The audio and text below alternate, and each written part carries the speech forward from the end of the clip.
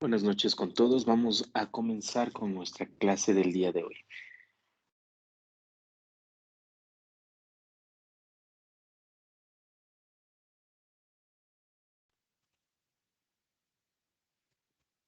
¿Me confirman si visualizamos la pantalla, por favor?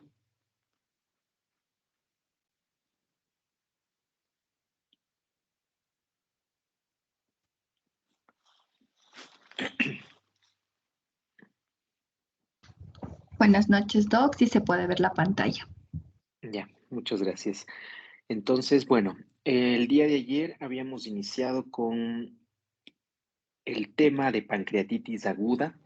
Habíamos visto algunos aspectos relacionados con su definición, con su etiología, con su fisiopatología, aspectos relacionados con el diagnóstico, tanto clínico como de laboratorio, algunas situaciones referentes a la imagen, ¿sí? Y continuando con esto, pues vamos a hablar algunos aspectos relacionados ya con el manejo de la pancreatitis aguda. Apaguemos los micrófonos si ya no están interviniendo para que no nos moleste el sonido. Bien, gracias. Perfecto, entonces ya referente al tratamiento o al manejo, hay algunos aspectos que tenemos que considerar, ¿no? Manejo de una pancreatitis aguda.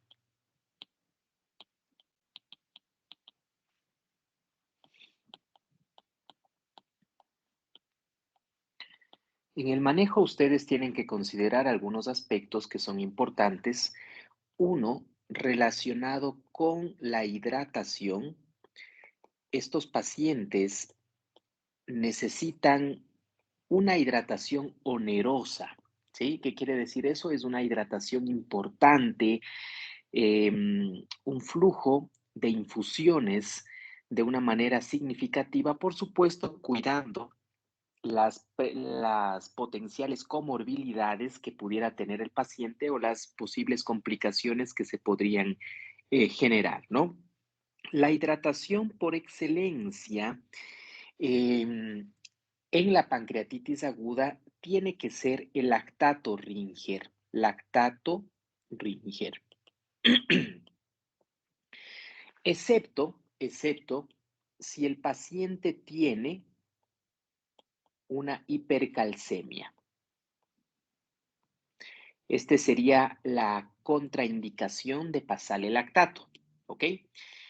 ¿Cuánto de lactato ustedes van a pasar por lo general?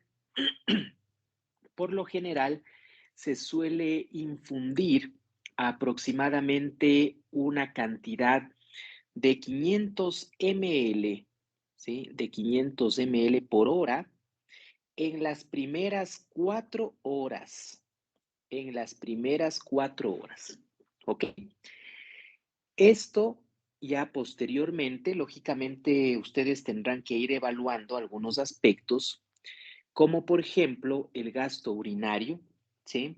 En este sentido, ¿cuánto es, por cierto, el gasto urinario o cómo calculo el gasto urinario? ¿Quién me dice? ¿Cuál es la fórmula para calcular el gasto urinario?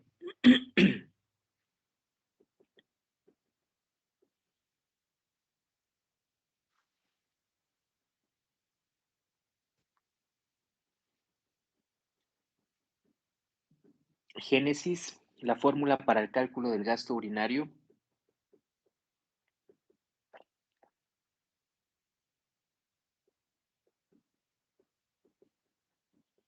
Jordan,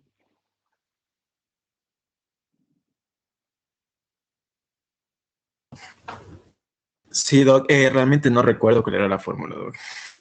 ok. ¿Quién más? ¿Alguien? Fórmula del gasto urinario, esto es importantísimo. Doctores, Buenas noches, doctor. Me parece que era la diuresis en 24 horas dividido para el peso del paciente.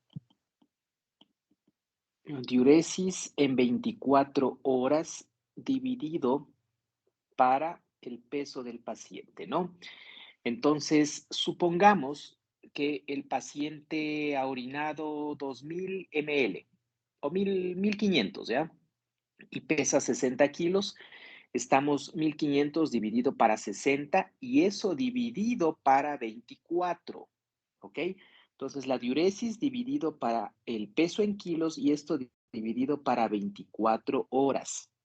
Siendo la diuresis o el gasto urinario normal mayor, perdón, mayor a 0.5 ml por kilogramo hora, ¿sí? Si ustedes tienen un gasto urinario mayor o igual a 0.5 ml kilo hora, entonces dicen que el gasto urinario de ese paciente es el adecuado, ¿ok? Entonces, miren ustedes, normalmente se estima que la cantidad de líquido que ustedes deben pasar en 24 horas debería estar entre 2.5 a 4 litros en 24 horas. Tomando en cuenta esta referencia que les digo acá, de 500 ml hora durante las primeras 4 horas, es importante para restablecer, lógicamente, en este sentido, esa volemia y ese estado de hidratación del paciente, pero máximo, ojo, hasta 4 litros. Si ustedes dan menos de 2.5, pueden quedarse cortos en la hidratación y si dan más de 4 litros, pueden generar más bien un incremento de líquido, sobre todo a nivel abdominal, y esto podría generar una hipertensión intraabdominal, ¿sí? Por acumulación de líquido. Entonces tengan mucho ojo con eso. Ahora bien, si el paciente es insuficiente cardíaco, insuficiente renal o insuficiente hepático, redúzcanse siempre al 50% todas estas infusiones que estamos o todos estos líquidos que estamos pasando, ¿sí? Entonces ya no será de 2.5 a 4, sino el 50%, ¿ok? Estamos claros en eso. El lactato Ringer, les decía, es la hidratación que se debe usar en estos pacientes. Ha demostrado que es mejor que la solución salina al 0,9%, que es lo que habitualmente se suele pasar, excepto en hipercalcemia. ¿Ok? Lo que les estoy dando es medicina basada en evidencia actual, ¿no?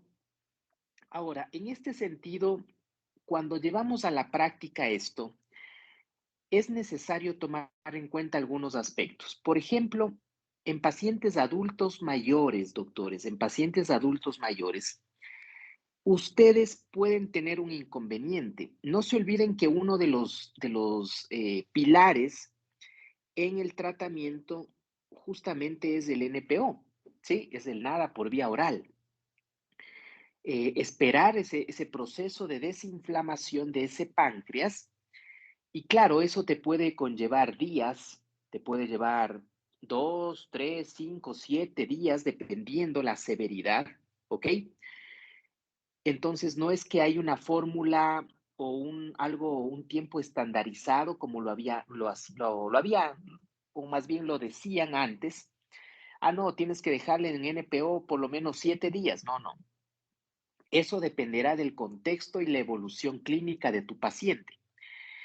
Si tú tienes que ya los marcadores inflamatorios, como los leucocitos, el PCR, la procalcitonina, la clínica del paciente, es decir, se ha reducido el dolor abdominal o está ausente, y si eso ha pasado a las 48 horas, pues a las 48 horas empiezas la dieta, ¿sí? Entonces todo dependerá el inicio de la dieta, no de un número específico, sino de cómo vaya la evolución de tu paciente. ¿Y cuáles serían los criterios que tú tomarías en cuenta para decir ya es el momento de iniciar la dieta? Lo que te digo, ausencia de dolor abdominal, una disminución significativa en los parámetros o marcadores inflamatorios, es decir, ya no leucocitosis, el PCR ha bajado, ¿sí? Tu procalcitonina ha disminuido. Esto, lógicamente, o tus criterios de CIR se han revertido, Todo esto ya son indicadores de que puedes probar tolerancia oral en ese paciente, ¿ok? Que eso puede ser a los 2 días, perfecto, a los 3, a los 5, perfecto. La evidencia científica actual ha demostrado que mientras más prematuro o temprano y comiences la dieta, menor es la mortalidad de esos pacientes, ¿ok? Entonces, no es que le tenías en NPO como antes ahí prácticamente deteriorándose ese paciente aún más, ¿ok? Entonces, mucho ojo con esto. Ahora bien, entonces les decía, ya me perdí, que los líquidos en este punto es importante, ¿no? Pero en pacientes adultos mayores, ¿qué pasa en los adultos mayores? Ya en la práctica, sí, la evidencia te dice, utilice lactato Ringer, excepto si hay hipercalcemia, pero aquí va la parte de la experiencia y la práctica clínica. En los adultos mayores que no comen o que su estado de NPO dura de forma prolongada, incluso 24, 48 horas, te pueden hacer hipoglucemia con facilidad, ¿sí? Un paciente joven de pronto te puede tolerar de mejor manera ese NPO por varios días, pero un adulto mayor ten mucho cuidado. En ese sentido o en ese contexto, sí te sugiero, ¿sí? Que unas lactato Ringer más una dextrosa al 5% en solución salina al 0,9%, ¿sí? Y tú puedes pasar en Y esta infusión, de tal manera que predomine más el lactato que la dextrosa, por supuesto. Tú con 40 ml hora que le pases a 40 ml hora prácticamente estás aportando 50 gramos para evitar que un paciente caiga en un estado de digamos, de cetosis, ¿sí? O de generación de productos cetónicos a consecuencia del ayuno prolongado, necesita al menos ese paciente de 40 a 60 gramos de un aporte de 40 a 60 gramos de glucosa. Si tú le das dextrosa a 40 ml hora, le estás aportando 50 gramos de glucosa, ¿sí? Y simplemente el resto lo puedes completar con el lactato, ¿ya? Qué sé yo, le puedes dejar esto a otros 40 ml hora, con esto harías en total 80, ¿sí? Le estarías pasando 2000 o dependiendo, ¿no?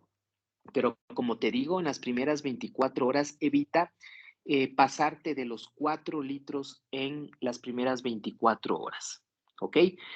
El mensaje es que en adultos mayores bueno, y en todos realmente, pero ten cuidado, sobre todo en adultos mayores, con la hipoglucemia por el ayuno prolongado de estos pacientes. En ese caso, combina lactato y dextrosa en solución salina al 0,9%. ¿Ok? Obviamente debes tener la precaución de dejarle un monitoreo de glucemia a este paciente mientras persiste en NPO. Un monitoreo que te sugiero sea 7, 12, 4 y 10 de la noche, ¿ok? De tal manera que te puedas dar cuenta fácilmente si existe o no algún evento de hipoglucemia. Si ves que el paciente o las glucosas están con tendencia a estar bajas, te subes simplemente la infusión de dextrosa en relación al lactato. Ahí tú vas jugando con eso. Si está con hiperglucemia, entonces te vas bajando la dextrosa y te vas subiendo el lactato y ahí vas tú estableciendo ese equilibrio. ¿Estamos claros con respecto a la hidratación? Y claro, la mejor hidratación será aquella que te permita, o con esta situación que te hablo, tú deberías alcanzar ya un gasto urinario mayor o igual a 0,5 ml kilo hora. ¿Ok? Estamos claros en este sentido. ¿Alguna duda o pregunta en este contexto?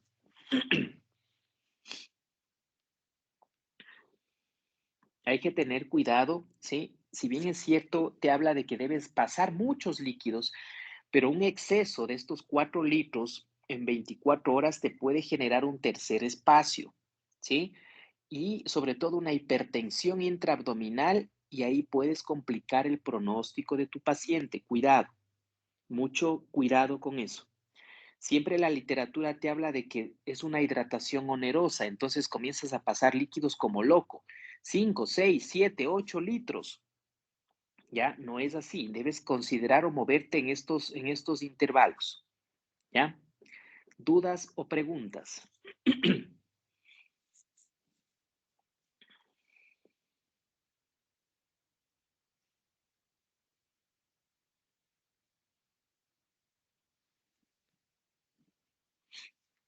¿Qué más vamos a hacer en este contexto? El NPO que ya te había comentado, ¿no es cierto? ¿Qué otra situación vamos a usar en mi paciente? ¿Qué dicen? ¿Qué otro aspecto debo tomar en cuenta?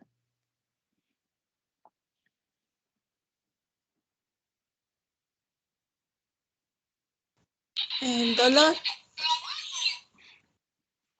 Analgesia, muy bien. Con respecto a los analgésicos, la medicina basada en evidencia te indica que tú puedes usar AINES. Ojo, si usas AINES, no te olvides que está en NPO. Utiliza un protector gástrico, ¿ya? Puedes usar un inhibidor de bomba de protones o un antihistamínico H2, ¿sí? Como ranitidina. No te olvides de eso porque va a estar en NPO y podrías generar cierto proceso inflamatorio o ulceroso por toda esta situación, ¿no? Y sobre todo si usas AINES. Te dicen también que puedes usar en este contexto opioides,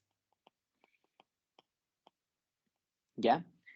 Si usas opioides, no te olvides que los opioides te dan náusea, te dan vómito. En este caso, puedes acompañar esto con ondansetron o con metoclopramida, ¿ya? No te olvides que los opioides pueden provocar estreñimiento y debes estar con un laxante también que te ayude, ¿sí? Aunque en este contexto debes ver cómo tolera, sobre todo por lo que se encuentra con restricción de la vía oral, pero ten mucho ojo con esto. Ese concepto, doctores, de que los opioides, sobre todo en la pancreatitis de origen biliar, ¿sí? No sé si han escuchado esto, pero te dicen que los opioides existe un riesgo teórico de que provoquen espasmo del esfínter de Oddi. Es decir, que se contraiga ese esfínter de Oddi y si es un problema biliar, podrían aumentar el problema, porque se está cerrando y va a obstruir más la vía biliar. Ese concepto ya en el 2013, en este caso Cochrane, sacó ya una revisión sistemática en donde se demostró que el uso de los opioides en una pancreatitis aguda de origen biliar es seguro. Y no solamente que es seguro, sino que fue efectivo a tal punto que no hubo necesidad de utilizar ya otro tipo de analgésicos como los AINES. ¿Ya? Entonces, ten cuidado con eso, ya ese concepto es viejo. Puedes usar, ojo que en la revisión del 2013 de Cochrane lo hicieron con morfina, ¿sí? Y claro, morfina es un opioide fuerte, con fentanil también hubo un brazo que lo hicieron.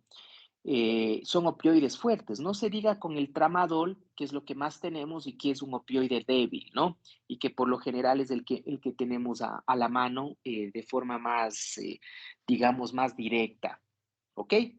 Entonces, no hay problema con esto, ¿sí? Sobre todo, otro detalle que me olvidaba, si tiene ese paciente deterioro de su función renal, que es lo más probable por su estado de deshidratación, ojo con los AINES, ¿no? Ten cuidado con los AINES. En ese sentido sería conveniente hasta que lo hidrates, lo recuperes. Algunos de ellos obviamente van a estar en una insuficiencia renal prerrenal por su estado de deshidratación. Entonces, mientras se recupera ese riñón, mientras mejora esa creatinina, ojo con los AINES. Entonces, mira, no es esto una receta de cocina, tú tienes que ir evaluando y personalizando tu tratamiento en base a las particularidades que tú tengas, ¿ok? Entonces, si bien es cierto, la evidencia científica te sugiere algunos aspectos, pero tú tienes que ya, o el juicio clínico es el que va a tomar o a tener la última palabra en base a tomar aspectos de los estudios, de las investigaciones, pero también de la experiencia y de la práctica clínica. Y juntas todo eso y entonces sale tu criterio como profesional y claro, lo ajustas a cada paciente. ¿Ok? ¿Qué otro aspecto? Cuénteme, ¿qué más van a hacer con este paciente que tenga pancreatitis aguda?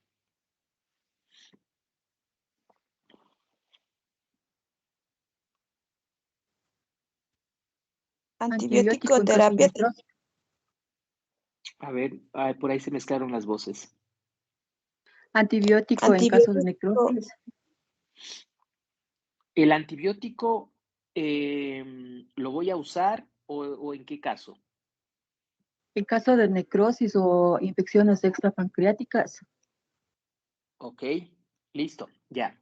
Vamos con esta parte de los antibióticos que es importante ir eliminando algunos mitos, ¿no? Estoy planteando todas las posibilidades de una prescripción al ingreso del paciente. Y bueno, y no solo al ingreso, de paso vamos topando algunos aspectos en la marcha de la hospitalización del paciente. Primero debo decirles que al ingreso del paciente, en el contexto de una pancreatitis aguda, no se usa antibióticos, ¿sí? Repito, al inicio, ¿sí? Al ingreso del paciente, o dicho de otra manera, antes de las 72 horas, esto es como la tomografía, ¿se acuerdan que les decía a partir de las 72 o 96 horas, ahí recién voy a solicitar una tomografía simple y contrastada de abdomen en el contexto de pancreatitis aguda, ¿sí? Esto es algo parecido. No se les ocurra iniciar antibióticos antes de las 72 horas si no existe evidencia de algún proceso infeccioso. Al menos por pancreatitis, antes de las 72 horas, olvídense. Obviamente ese paciente puede tener alguna otra infección. Ya, supongamos, seamos dramáticos. Está con una infección de vías urinarias también, está con una neumonía por ahí también, pero como yo les digo a mis residentes, o sea, que este paciente te venga con pancreatitis, neumonía y todos los males ahí mismo, o sea, que se compre la lotería, pues no es cierto. Es que a veces quieren justificar el antibiótico de alguna manera. Entonces, pero sí, en algún momento podría darse el caso, ¿ya? O sea, infecciones que no tienen nada que ver con la pancreatitis aguda, ¿sí? ¿Podría darse el caso? Sí, de acuerdo. O ese paciente está con una colangitis. Obviamente, en el contexto de una colangitis tienes que iniciar antibiótico-terapia. En este sentido, oriéntate mucho en los valores, bueno, de procalcitonina, aunque estos valores, no te olvides, en el contexto de pancreatitis van a estar elevados, ¿ya? Entonces, mucho ojo con eso. Antibióticos profilácticos en la pancreatitis aguda, eso no se utiliza, ¿ya? Ahora, ¿cuándo, doctor, yo puedo usar antibióticos en una pancreatitis aguda? Cuando existe ya una necrosis pancreática, pero una necrosis pancreática infectada. Y aquí te voy a dar dos versiones de este escenario. Una necrosis pancreática pudiera existir pasada las 72 horas. Sí, de acuerdo. Es decir, ¿en qué pancreatitis? Aguda, leve, moderada o severa. Pasada las 72 horas.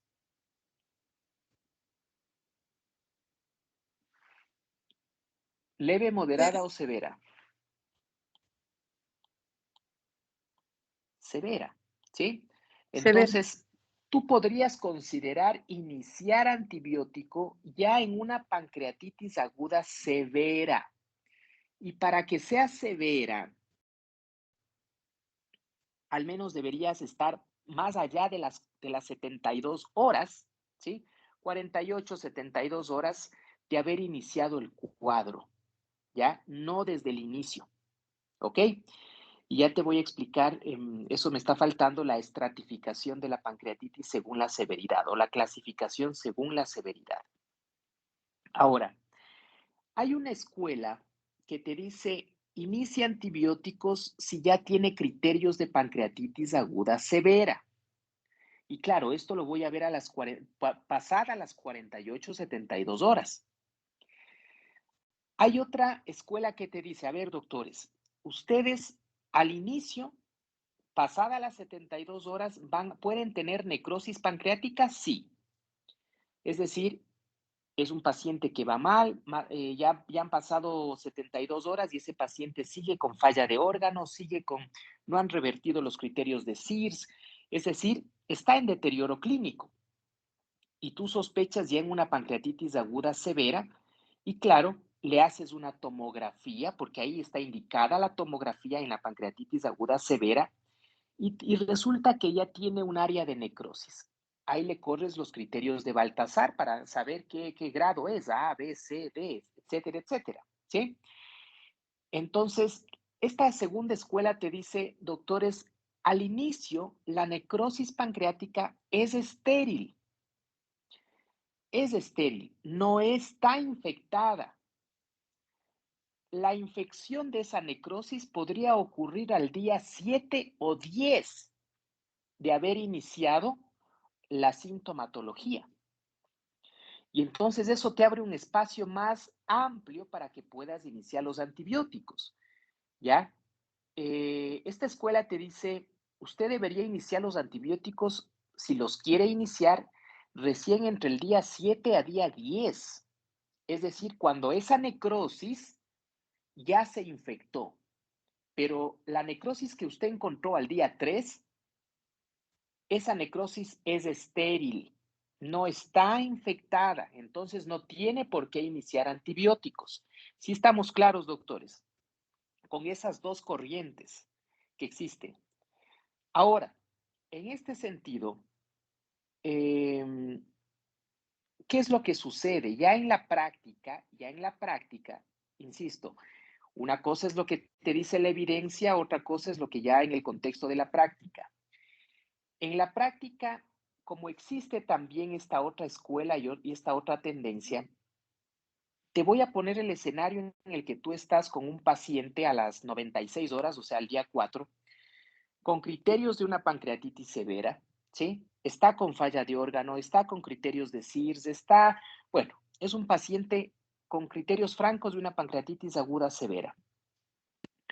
Y como tienes la corriente de que te dice inicia antibióticos, pero más esa corriente apoya el hecho de que de una u otra manera te protege o le protege al médico de que si existe un fallecimiento de ese paciente, no se lo atribuya a una posible, digamos, sobreinfección. O sea, en otras palabras, es como que te deja más tranquilo mentalmente, ¿sí? Pero si ya vas a la objetividad, como te decía, a las 72, 96 horas, por más que veas esa necrosis en el páncreas, todavía es estéril. Para que eso se infecte, eso pasa al día 7 a día 10. Ahora, ustedes, teniendo ese paciente crítico, ¿no se sentirían tentados de ya empezar el antibiótico al día 3, 4? Les pregunto eso. ¿Sentirían esa tentación de cubrirse?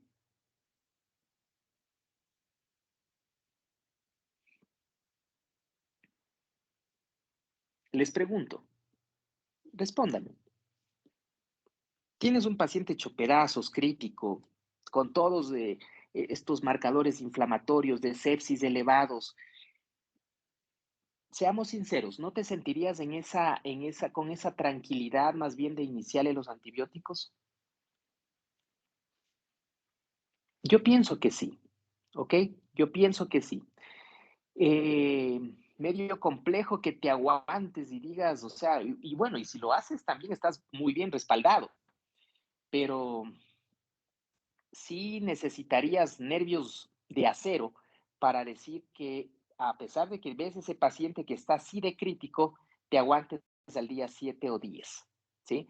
No creo que sea un riesgo que quieras tomar y de pronto el paciente fallece al día 5, 6 y como que te quede esa situación de que, chuta, ¿será que debía empezarle nomás los antibióticos más antes? ¿Sí? Entonces, ojo con esa situación, como que de una u otra manera, el empezar ya los antibióticos a las 72, 96 horas, en el contexto, repito, de una pancreatitis aguda severa. Ojo, no es que estoy diciendo que a todas las pancreatitis les vas a dar antibiótico a las 72 horas, a todas, no, solo le inicias a las pancreatitis agudas severas. Ya te voy a indicar cuándo es severa, ¿sí? Entonces, yo al menos, a pesar de que tengo el otro conocimiento que te digo de esta otra escuela, que está muy bien validada, muy bien sostenida, muy bien argumentada, sí me tiembla un poco los huesos el momento de que tengo un paciente crítico con criterios de pancreatitis aguda severa y voy día 4, no me aguanto al día 7, ya le empiezo nomás los antibióticos, ¿sí? Entonces, en ese sentido, ¿qué antibióticos vas a usar? Porque no es que puedes darle nomás cualquiera. Tienes que darle antibióticos que asegures una adecuada penetración al tejido pancreático, ¿no? Y aquí tienes dos opciones. Tienes a la ciprofloxacina más metro, ciprometro. Cipro puedes darle 400 miligramos IV cada 8, cada 12 horas. Y el, y el metronidazol 500 miligramos IV cada 8 horas, ¿ok? Si utilizas ese esquema. Si tienes a disposición carbapenémicos, puedes usar carbapenémicos como el meropenem a dosis de 1 gramo IV cada 8 horas. Esto, infundir cada dosis en 3 horas con bomba de infusión, ¿ok? Esto lo mantienes de 5 a 7 días, dependiendo cómo vaya la evolución clínica de tu paciente y los marcadores inflamatorios y de sepsis. Me refiero al PCR y la procalcitonina.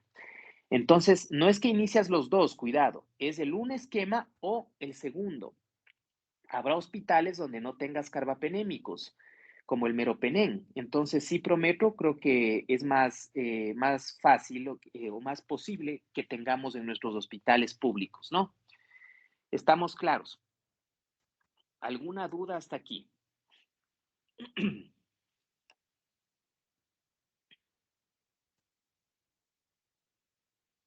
Dudas, preguntas. En estos pacientes, doctor, buenas noches. ¿Hay que ponerle sonda nasogástrica y sonda vesical? Ya.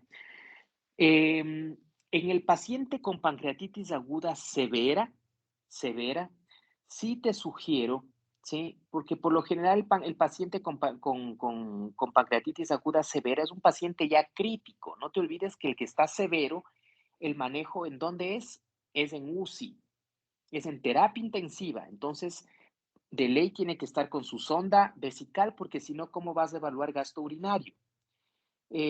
Con la sonda nasogástrica, por lo general, estos pacientes ya hacen un hilio y hay distensión abdominal, ¿sí? Y también te va a ayudar esa sonda nasogástrica a descomprimir ese abdomen. En la leve y moderada, no justificaría, sobre todo la vesical. Si es leve, no. El paciente tranquilamente podrías hacer cuantificación de esto sin necesidad de la sonda. Entonces, toma en cuenta esos detalles. No te olvides que todos estos dispositivos periféricos, de una u otra forma, aumentan la probabilidad o riesgo de sobreinfecciones nosocomiales, ¿no?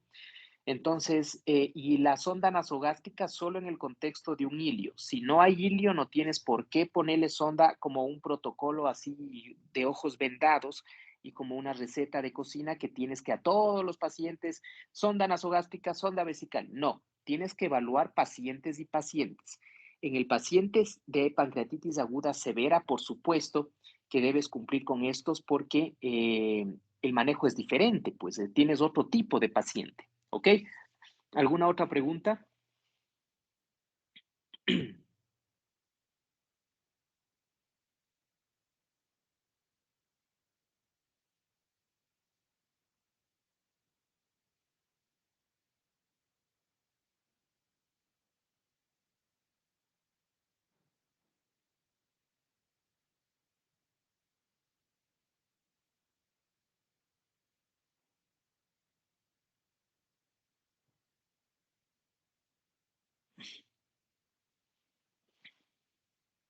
¿No?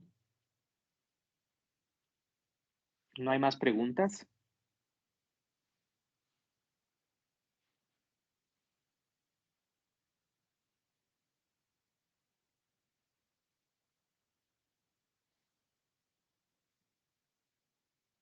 Ok, listo. ¿Qué otro aspecto nos está faltando acá? ¿Quién más? ¿Quién más me dice? ¿Algún otro punto que tengamos que considerar?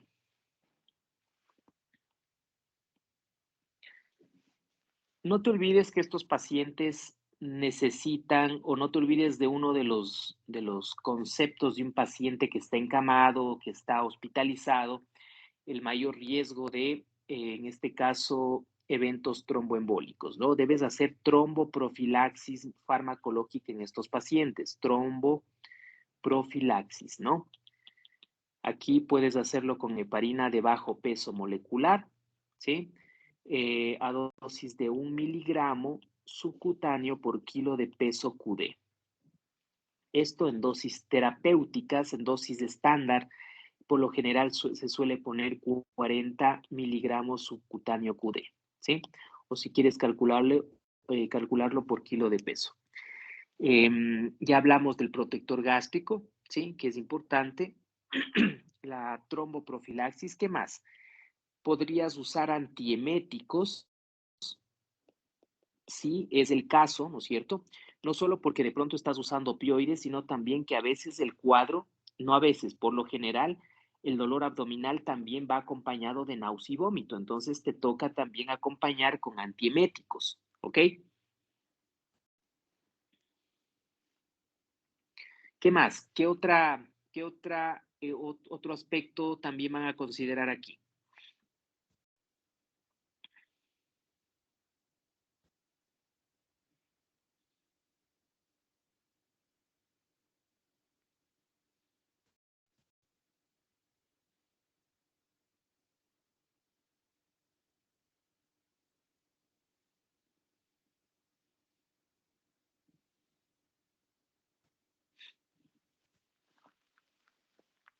¿Nadie más? Creo que están todos, ¿no? Todos los aspectos que debemos considerar. Ahora, la parte quirúrgica, sobre todo en la pancreatitis. Antes de esto, no te olvides que esto quizá en la pancreatitis de origen biliar, pero ¿qué pasa si es por una hipertrigliceridemia severa? Es decir, tengo niveles de triglicéridos mayor, o supongamos, viene un paciente con unos triglicéridos de 2500, que he visto incluso hasta más altos, ¿no? 2500 y resulta que esta fue la causa de su pancreatitis. En definitiva, triglicéridos o todo paciente con triglicéridos más de 1000, ¿ya? Es decir, una hipertrigliceridemia severa. ¿Qué voy a hacer aquí? ¿Quién sabe? ¿Qué voy a hacer cuando tengo una hipertrigliceridemia severa? ¿Cómo bajo esos triglicéridos?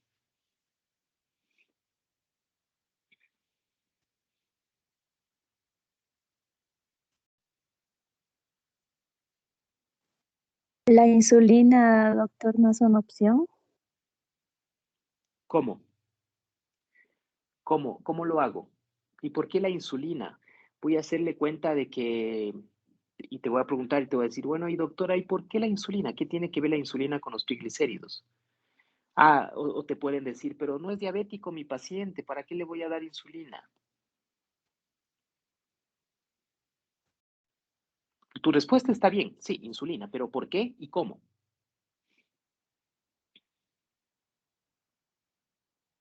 ¿Tú eres médico residente? No, doctor, soy recién graduada. Terminé la rural. Ya, entonces terminaste la rural. ¿Y dónde viste tratar con insulina? Lo vi en el internado cuando uno de mis doctores residentes me comentó Ujú. que cuando estaba un paciente internado por una pancreatitis y también están los triglicéridos severamente aumentados, es bueno utilizar la insulina para bajarlo de forma más rápida los niveles de triglicéridos. ¿Ya Eh, dónde hiciste el para- internado? eh, yo soy de la ciudad de Loja, en el Hospital Isidro Ayora. Ya, muy bien, ok. A ver, ¿alguien más? No, está bien, es lo correcto. Con insulina puedes hacerlo. Pero alguien más, quiero que me compartan experiencias. ¿Alguien más? ¿Cómo hago para bajar esto?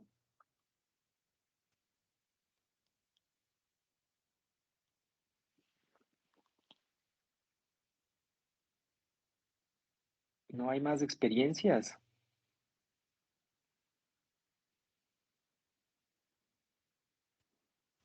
Bueno, ok. Efectivamente,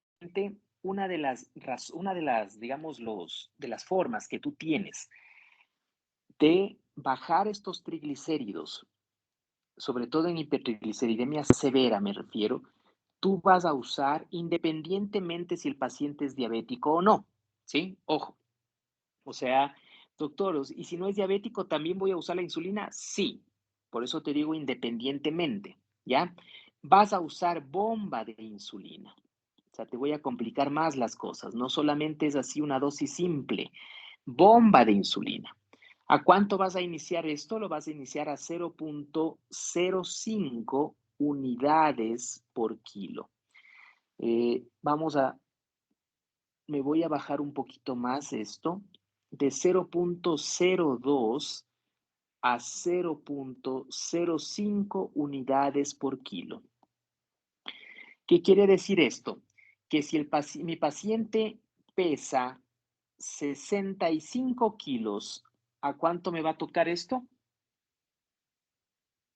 Vamos a hacerlo a 0.02. 0.02 por 65 me da 1.3 unidades, doctor, por hora. Esto es kilo hora, ¿no?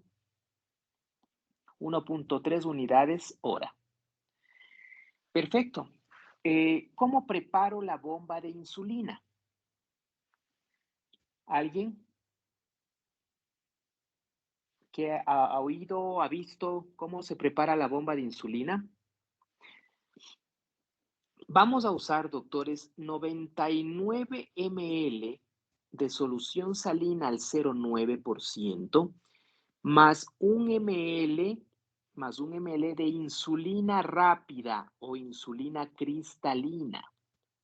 La rápida, ¿no? O la regular, ¿sí? Un ml es equivalente a 100 unidades, o sea, toda una de esas jeringuillas pequeñitas de insulina, ¿ok? Y esto lo voy a pasar a esta dosis que te dije. Para el caso del ejemplo, a 1.3. Entonces le voy a decir a la licenciada, prepáreme 99 ml de solución salina más 1 ml de insulina cristalina y pasémosle a 1.3 ml hora. Perfecto, ¿sí? Si el paciente, o por lo general, independientemente si es diabético o no, a esta bomba de insulina también tienes que tu infusión, no te olvides que está en NPO este paciente. Entonces, de ley tiene que haber dextrosa en solución como hidratación de mantenimiento. Si no, esta bomba de insulina te va a llevar a la hipoglucemia. A más de esto, este paciente debe estar con controles o monitoreo de glucemia inicialmente cada hora. Ya después podrías espaciarte a cada 2, cada 3 horas, dependiendo cómo vaya. No te olvides que está con bomba de insulina. Debes estar cada hora pendiente de la glucosa, que no se vaya a una hipoglucemia. Y en base a los valores y a tu monitoreo vas ajustando esta hidratación. ¿ok?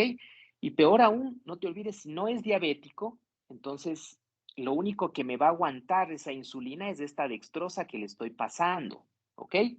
Entonces, pilas con eso. Y ahora, ¿cuál es la pregunta? ¿Qué duda tienen aquí ustedes? Pregunten. ¿Cuál sería la pregunta?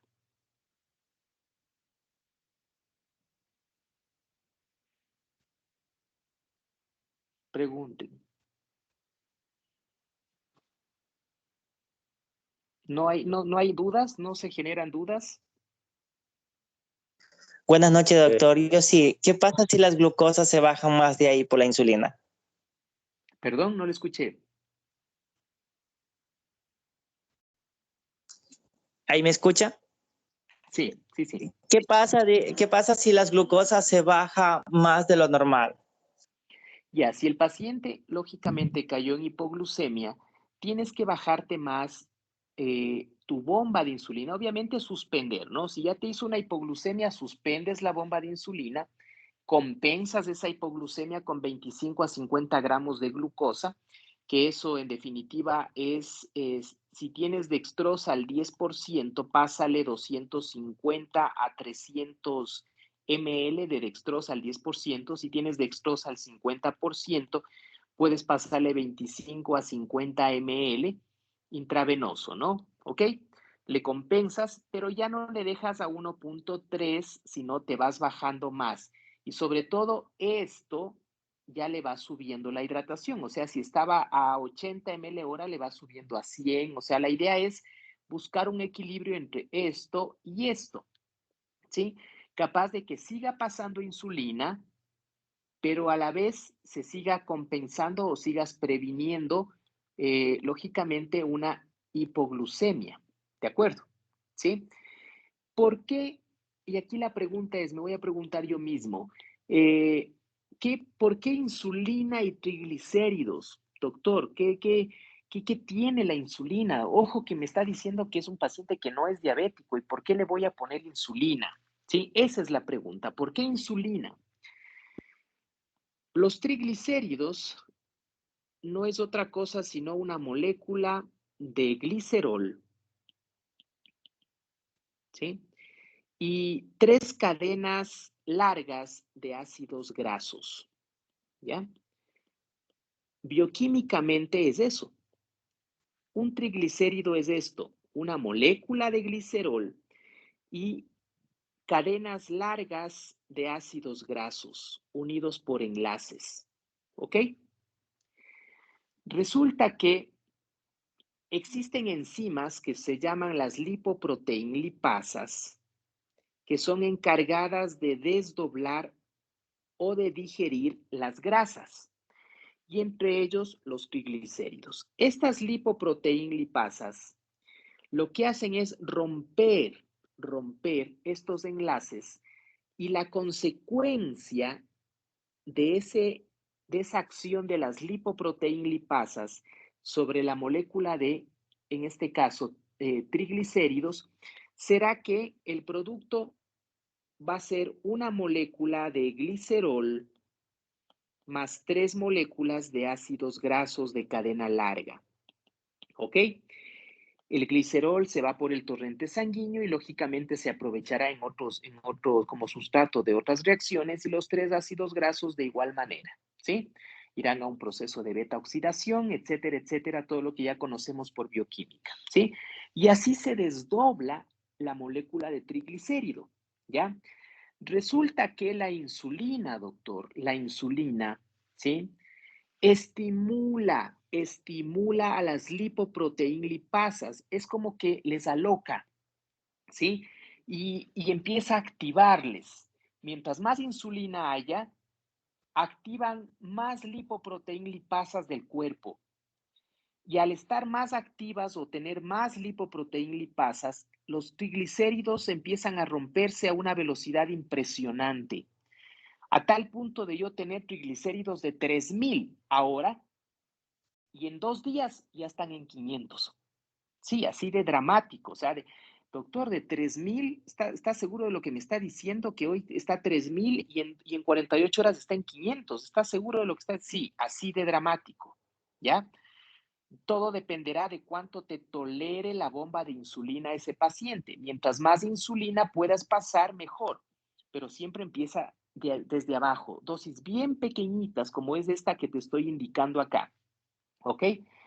Entonces, dependerá de eso, ¿sí? Entonces, qué sé yo, le vas pidiendo niveles de triglicéridos cada 24 horas y te vas a ir dando cuenta que empezó en 2.000, después está 1.200, 800. Y doctor, ¿hasta cuándo le voy a tener la bomba de insulina? Hasta que está en menos, hasta que llegue a un valor menor de 500. El momento que bajó de 500, le suspendes la bomba de insulina e inicias ya terapia por vía oral, que en este caso son los fibratos, ¿no? Ciprofibrato, fenofibrato, genfibrosilo, cualquiera de ellos, ¿ok? Muchos incluso lo hacen paralelamente a la bomba de insulina, ya podrías usar. Sin embargo, como el paciente va a estar en NPO y estos medicamentos te podrían generar distensión abdominal y molestias gastrointestinales, se prefiere a que ya cuando esté restablecida la vía oral, ahí puedas usar ya fármacos por vía oral, ¿sí? Mientras tanto, solo con bomba de insulina. Pero la bomba de insulina lo vas a tener hasta que los triglicéridos bajen de 500, ¿ok? Y de ahí sí ya le suspendes. Estamos. Ese es entonces el efecto, la respuesta. Entonces, lo que hace la insulina es activar a las lipoproteínlipasas para que a su vez rompan los enlaces y esa molécula de triglicérido, que es glicerol más 3 cadenas largas de ácidos grasos, se convierta en, por un lado, una molécula de glicerol y por otro, 3 moléculas de ácidos grasos. O sea, ha desdoblado la molécula de triglicérido en estos contenidos. ¿Ok? Y esa es la razón por la cual la insulina baja los niveles de triglicéridos a una velocidad impresionante. ¿Sí? Doctor, ¿y puedo usar bomba de insulina si no tiene más de 1.000 los triglicéridos? No, no. Solo si tienes más de 1.000, ahí vas a usar. Si no tienes más de 1.000, primero que no fue la causa de esa pancreatitis, eso tenlo por seguro. Para que los triglicéridos sean causa de pancreatitis, tienen que estar sobre los 1.000, los triglicéridos. ¿Ok? ¿Dudas? Pregunten, verán que yo mismo me pregunto, yo mismo me respondo. Doc, Ajá. Doc, en el caso del uso de la heparina, también se la puede usar también para esto de la hipertrigliceridemia. Sí, las heparinas también lo hacen, pero ahí lógicamente te puede venir un riesgo de sangrado. En todo caso, como la insulina, podrías tener un mejor control o un mayor control de esto, ¿no? Sí, la heparina también te ayuda. En todo caso, la heparina que estás poniendo de una u otra forma también va a promover aquello, ¿no? Otro aspecto que debes considerar es, no te olvides, si es por una colangitis de esa pancreatitis, perdón, si es una coledocolitiasis la causa, obvio, el tratamiento tiene que ser una CPRE, o sea, tienes que liberar esa vía biliar y eso tiene que hacerse de forma inmediato, ¿ya? Inmediato, sobre todo si ya hay signos de una colangitis. Ahí lo debemos hacer lógicamente dentro de las primeras 24 o 48 horas máximo, o sea, lo que se te aconseja es que sea dentro de las primeras 24 horas, ¿ya? Que se realice. Bueno, otras literaturas te dicen de 24 a 48, pero mientras más rápido, mejor, porque ese paciente puede entrar en un proceso séptico y claro, eso puede complicar las cosas, ¿no? Entonces ahí el tratamiento es, sí, si está con colangitis, el antibiótico, pero tienes que mandarle ya una CPRE, ¿no? Entonces, ojo, si evidencia de colangitis aguda, doctor, ¿cómo sé si que está en colangitis aguda? Triada de Charcot. Listo, entonces si ya hay colangitis y hay evidencia de una coledocolitiasis, lo mandas de volada a una CPRE, ¿ok? Que ese será el tratamiento en este caso, ¿sí? ¿Qué otra duda? Sobre la cirugía. Doctor, es una pancreatitis de origen biliar. Ese paciente tiene una vesícula que está repleta de cálculos. ¿Le puedo operar ya? espérate, tienes que desinflamar primero ese páncreas, ¿sí? Se aconseja que al menos la cirugía debería planificarse dentro de 2 a 4 semanas al menos, ¿sí? De 2 a 4 semanas podría, digamos, ser planificada una cirugía. Se prefiere, sobre todo en pacientes que tienen alto riesgo de complicaciones, como lo son los pacientes inmunocomprometidos, que sea una colecistectomía temprana. Se aconseja que sea dentro de la misma hospitalización.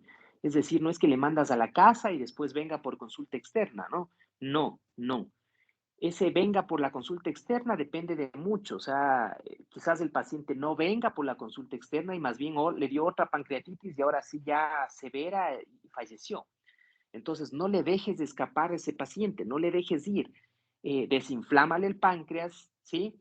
Y planifica rápido una colecistectomía temprana, que eso le va a salvar la vida a ese paciente. ¿Ok?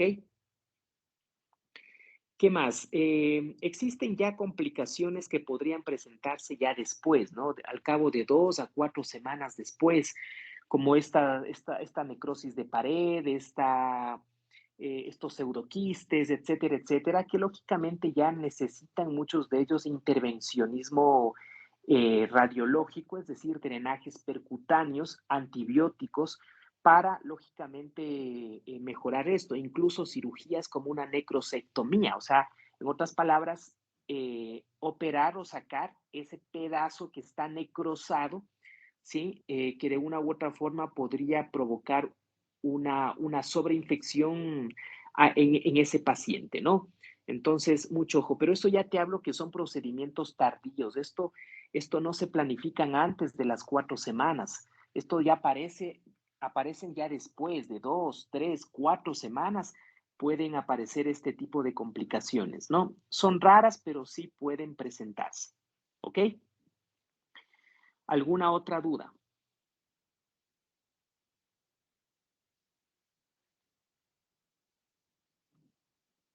El 85 a 90% de las pancreatitis agudas se resuelven espontáneamente. El 85 a 90%, ¿sí? La mortalidad por pancreatitis aguda severa es del 3 al 5%.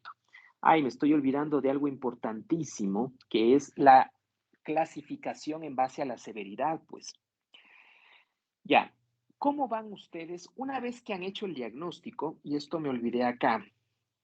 Una vez que han hecho el diagnóstico de pancreatitis, doctores, el siguiente paso es estratificar si esa pancreatitis es aguda, perdón, es leve. Primero que de dónde salió esta clasificación. Esta clasificación salió de los criterios de Atlanta, clasificación de Atlanta en el año 2013. Es decir, un grupo de expertos se reunió en Atlanta en el 2013 y sacaron esta clasificación que está vigente hasta el momento, ¿sí? Leve, moderadamente severa y severa. Cuando ustedes hagan el diagnóstico de pancreatitis, deben ponerle el apellido, ¿sí? O sea, pancreatitis aguda, ¿qué? Leve o moderadamente severa o severa, ¿sí?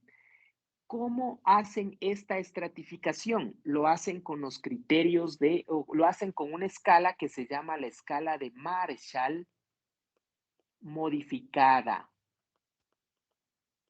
¿sí? Y a eso de usar Ransom y esas cosas, no, ¿sí? Esta clasificación la van a hacer con los criterios de Marshall modificado. Y doctor, ¿y cuál es esa escala? Esa escala es esta, ¿sí? Miren, ¿sí están viendo la imagen? Sí, se Sí, visualiza. doctor, sí se ve bien. Ya, ok. Esta escala es la escala de Marshall modificado. ¿Qué variables considera Marshall esta escala? Por un lado, la PAFI, ¿sí? Que es una relación de la PO2 sobre la FiO2. Todos sabemos calcular esta PAFI, ¿sí? Necesitas una gasometría para esto. Necesitas la creatinina para la función renal y necesitas la presión arterial sistólica. Y le vas dando una puntuación, ¿sí? Entonces, si la PAFI está más de 400, 0. Si está 301 a 400, le das un punto y así sucesivamente, ¿sí? Mientras más deteriorado el paciente está, le puntúa más. Estamos. Con respecto a la creatinina, mientras más alta la creatinina, le puntúas más. Mira, creatinina de 1.4, 0. Si la CREA está entre 1.4 y 1.8, 1. Si está entre 1.9 y 3.6, 2. Y así sucesivamente. ¿Ok? Y por otro lado, la presión arterial sistólica. Si está la sistólica nada más, ¿no? Si está más de 90, 0. Si está menos de 90 y responde a líquidos, 1. Si está menos de 90 y no responde a líquidos, 2. Y así sucesivamente. ¿Ok? ¿Sí? ¿Estamos? Alguien que no haya entendido, esto es importantísimo porque esto define o es clave para que ustedes puedan decidir dónde manejar ese paciente. Si es leve y moderadamente severa, este paciente se maneja en piso, en hospitalización, pero si es severa, este paciente va a UCI. ¿Ok? ¿Está claro cómo funciona esta escala? Ahora, cuando al hacer esta puntuación les da un puntaje de 2 o más, ojo, de 2 o más, ustedes concluyen que hay falla de órgano, ¿sí? O sea, no me interesa qué órgano. Si te da 4, hay falla de órgano. Esa es la conclusión. O sea, al final de aplicar esta escala, tú concluyes, ¿hay o no hay falla de órgano? Si te dio menos de 2, no hay falla de órgano. Y si te dio 2 o más, sí hay falla de órgano. Doctor, ¿y eso para qué me sirve? Eso me sirve para lo siguiente. Si es leve, no hay falla de órgano. Es decir, Marshall modificado te dio ¿cuánto? Menos de 2. Menos de 2. Listo, menos de 2. Si te da moderadamente, o mejor dicho, si te da mayor o igual de 2, entonces hay la opción de que sea moderadamente severa. O sea, aquí sí hay. Pero esto dentro de las primeras, ojo, dentro de las primeras 24 a 48 horas. Ojo que esto le vas a correr al ingreso, ¿sí? Al ingreso, si te dio falla de órgano, lo máximo que puedes concluir ahí es que es moderadamente severa. ¿Por qué? Porque para decir que es severa, sí hay falla de órgano, pero persistente. Es decir, hay una puntuación mayor o igual de 2, pero que persiste por más de 48 horas. En cambio, en la moderadamente severa, esta falla de órgano está por menos de 48 horas. ¿Sí? Es decir, a las 48 horas le corriste un Marshall modificado y ya revirtió los parámetros y ya no hay falla de órgano. O sea, la puntuación ya no te da mayor o igual de 2, sino te dio menos de 2 a las 48 horas. ¿Sí? ¿Estamos claros? Pero si a las 48 horas te sigue dando que hay falla de órgano, entonces tú ya concluyes que esa pasó de una moderadamente severa, que fue al inicio, a una severa. ¿Estamos de acuerdo? ¿Cuál creen ustedes que es el pero de esta escala? ¿Cuál es el pero?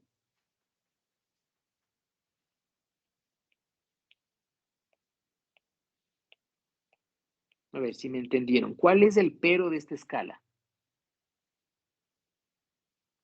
Puede ser que Está solo te dice que hay falla, pero no como que de qué órgano en sí.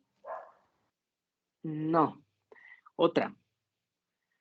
Que es necesario ciertos parámetros de laboratorio para poder aplicar.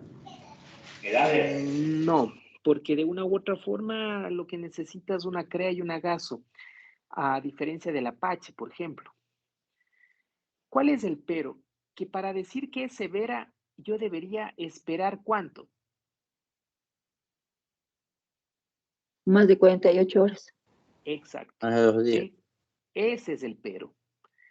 que recién para yo concluir que es severo, debería esperar que 48 horas persista con una puntuación mayor o igual de 2, y ahí sí recién decir es severa. Entonces tú me vas a decir, pero doctor, ¿y ahora? ¿Y si al ingreso ese paciente ya está en severo y ya necesita UCI, cómo voy a hacer?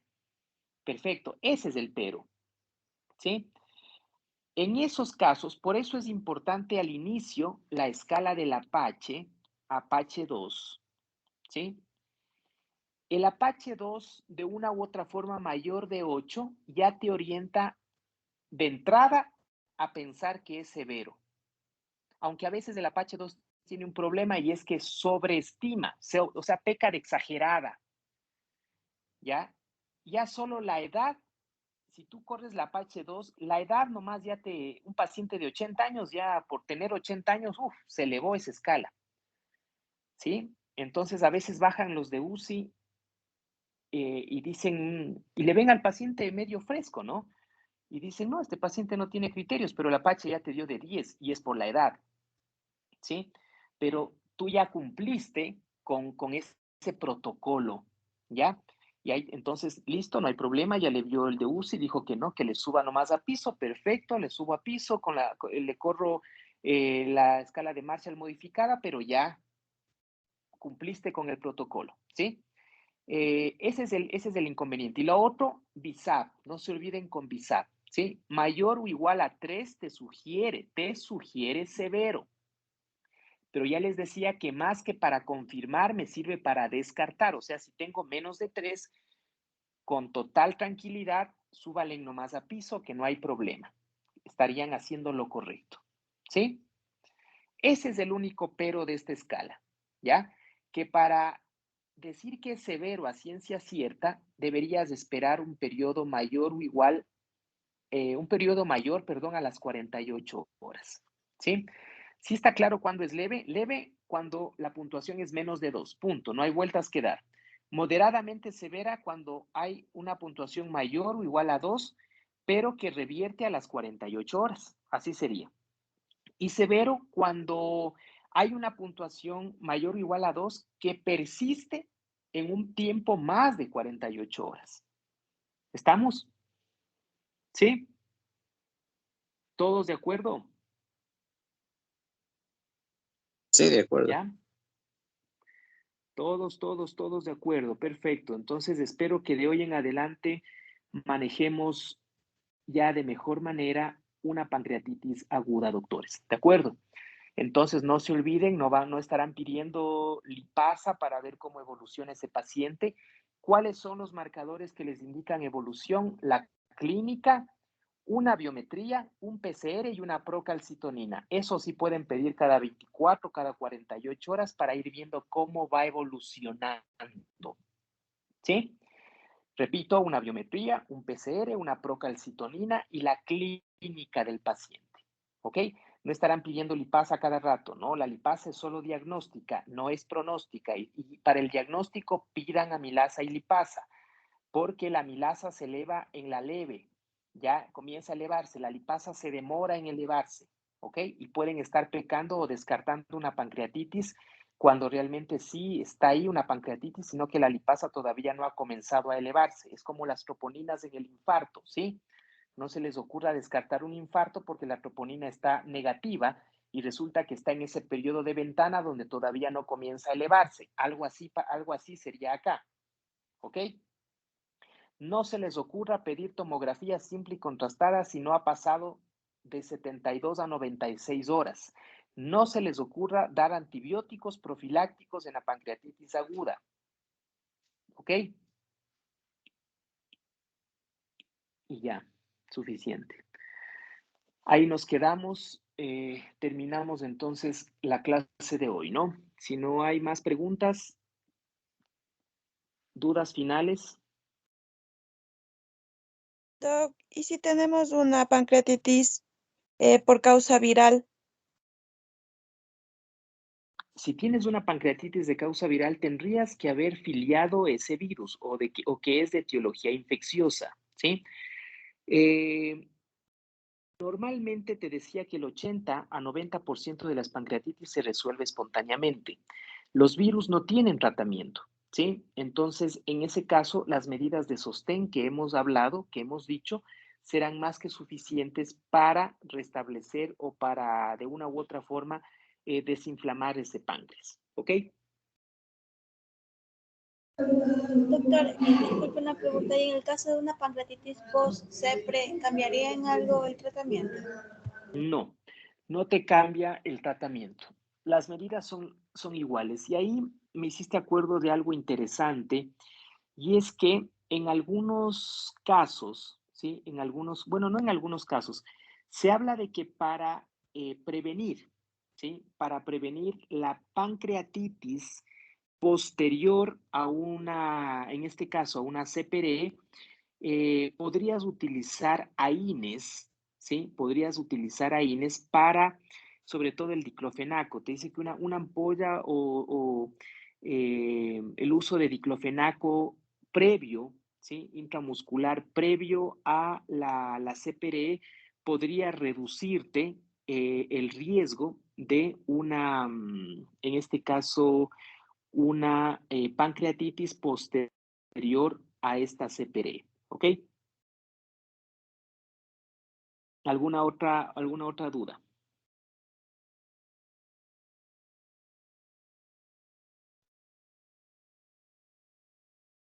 Cuando tengan pacientes que le van a llevar a una CPRE, acuérdense de eso, ¿sí? Pónganle en AINES. Bueno, el estudio que se hizo fue más con diclofenaco. Eso reduciría el riesgo o la probabilidad de que haga una pancreatitis posterior a su CPRE. Ujú.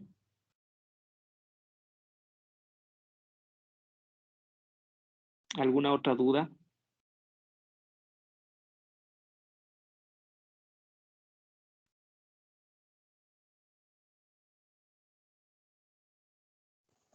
No, doctor, tenga linda noche. Gracias por todo.